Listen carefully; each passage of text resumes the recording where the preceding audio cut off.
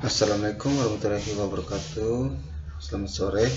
Perkenalkan, nama saya Melkianus Mesang, NIM 2019-31-0008, Prodi Agribisnis. Di sini saya mengambil mata kuliah riset operasi.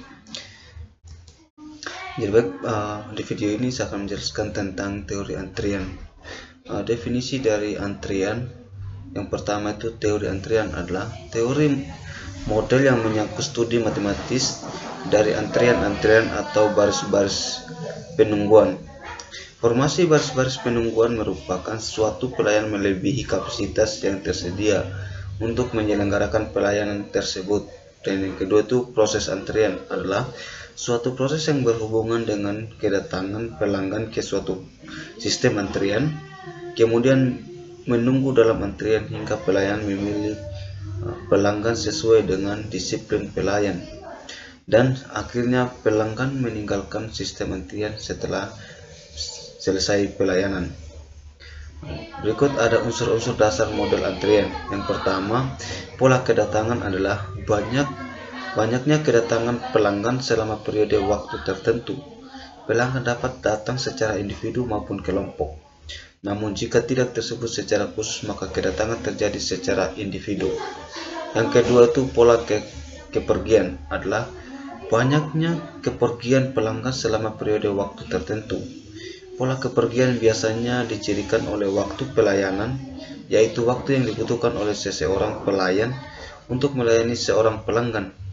Waktu pelayan dapat bersifat deterministik atau berupa suatu variabel acak dengan distribusi peluang tertentu.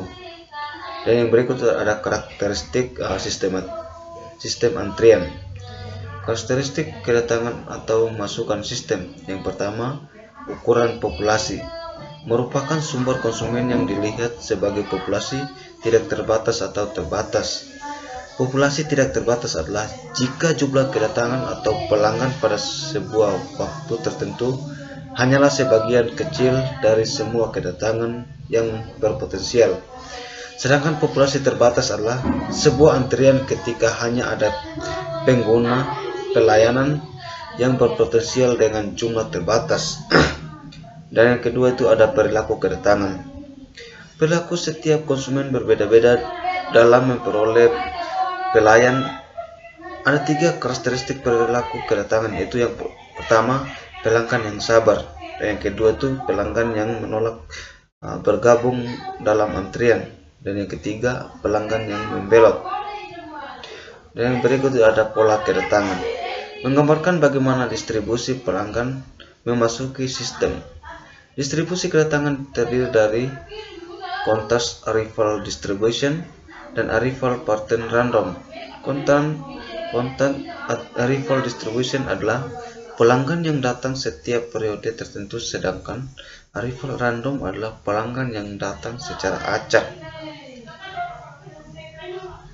Disiplin antrian. Disiplin antrian merupakan aturan antrian yang mengacu pada peraturan pelanggan yang ada dalam barisan untuk menerima pelayan, yang terdiri dari yang pertama itu ada first come first service atau bisa disingkat dengan FCFS, atau first in first out atau bisa disingkat dengan FIFO, yaitu pelanggan yang datang yakni lebih dulu, misalnya sistem antrian pada bank, SPBU dan lain-lain.